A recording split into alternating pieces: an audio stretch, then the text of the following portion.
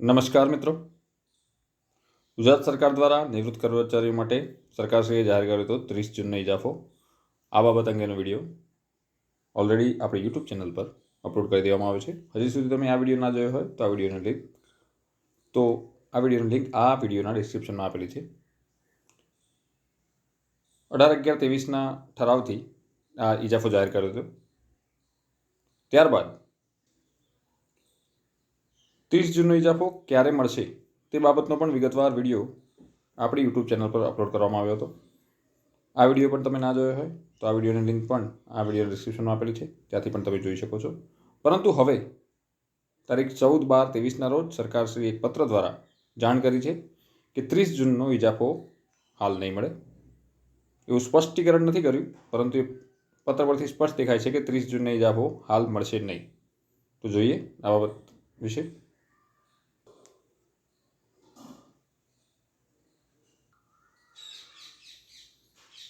તો ગુજરાત સરકારના નાણાં વિભાગના 14/12/23ના પત્ર ક્રમાંક ઇજફ 10/23/41 અન્વયે સચિવ, અગ્ર સચિવ, અધિક મુખ્ય સચિવ શ્રી, સચિવાલયના સર્વ વિભાગ ગાંધીનગરને પત્ર કરવામાં આવ્યો છે કે નાણાં વિભાગનો તારીખ 18/11/23નો ઠરાવ સ્થગિત રાખવા બાબત. આમાં નીચે નાયબ સચિવ શ્રીની સહી પણ છે.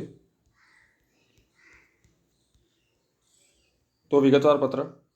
ઉપરોક્ત વિષય પરત્વે જણાવવાનું કે નાણાં વિભાગના ઉક્ત ઠરાવથી 30 જૂનના રોજ નિવૃત્ત થયેલા કર્મચારીના કિસ્સામાં એક કાલ્પનિક ઇજાફો રાખવાની નીતિ પ્રસિદ્ધ કરવામાં આવેલ હતી.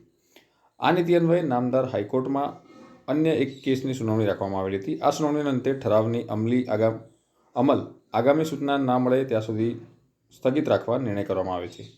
વિશેષમાં આ બાબતે additional advocate general Shri AAG સાથે થયેલ ચર્ચા મુજબ નીચે મુજબ કાર્યવાહી ત્વરિત હાથ ધરવામાં આવે તે માટે સંબંધિતોને સૂચના આપવામાં આવે છે. નામદાર હાઈકોર્ટ દ્વારા આવા સમાન પ્રકારના કેસોમાં અગાઉ ચુકાદા આપવામાં આવેલ, જે અન્વયે નાણાં વિભાગના 3/8/23ના પત્રોથી ચુકાદાને પડકારવા માટે ક્રમિક અપીલ ફાઇલ કરવા જરૂરી સૂચનાઓ પ્રસિદ્ધ કરવામાં આવેલ. તે પત્રથી આપવામાં આવેલ સૂચનાઓ અન્વયે આપના વિભાગ હસ્તકના જે કેસોમાં અપીલ ફાઇલ કરવાની કાર્યવાહી બાકી હોય તો અપીલ કરવાની કાર્યવાહી ત્વરિત પૂર્ણ કરી ક્રમિક અપીલ તાત્કાલિક ફાઇલ કરવામાં આવે.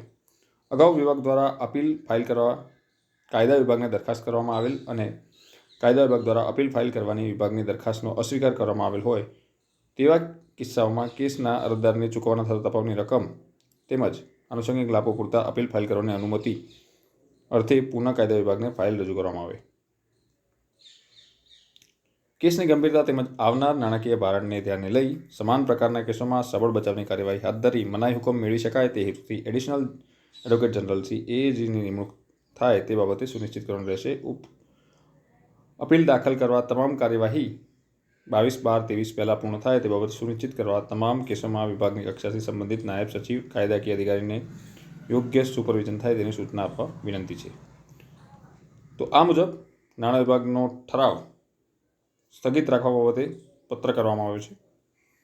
હવે 22/12/23 સુધી કાર્યવાહી પૂર્ણ કરવા જણાવેલ છે. તો હવે જોવાનું રહ્યું કે 30 જૂનના ઇજાફો બાબતે કર્મચારીને મળે છે કે સરકાર કોર્ટમાં આ બાબતે કેસ જીતે છે. તો વધુ વિગતો માટે આવનાર જાણકારી માટે સબસ્ક્રાઈબ કરો અમારી યુટ્યુબ ચેનલ હેત એકેડમી.